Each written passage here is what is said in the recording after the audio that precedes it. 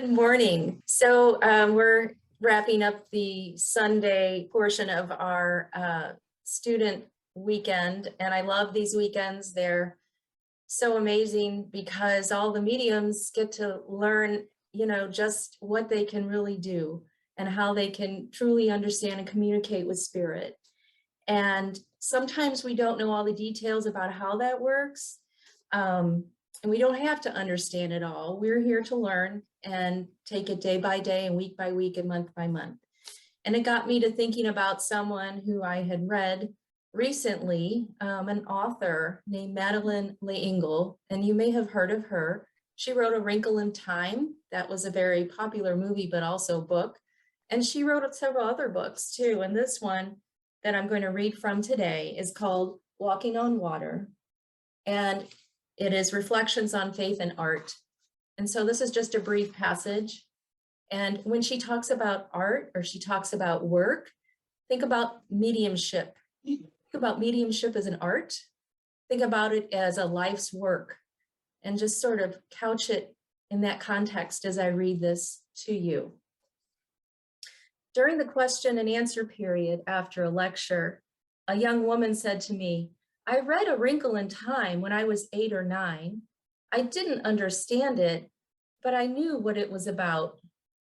And as long as we know what it's about, then we can have the courage to go wherever we are asked to go, even if we fear that the road may take us through danger and pain.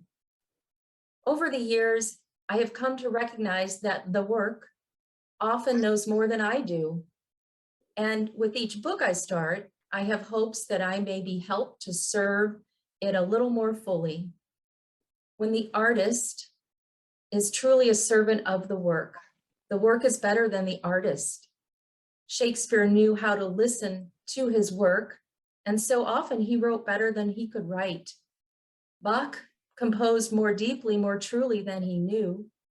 Rembrandt's brush put more of the human spirit on canvas than Rembrandt could comprehend.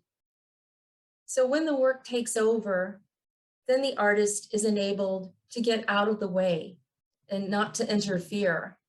When the work takes over, then the artist listens." And just aside, that sounds like mediumship to me.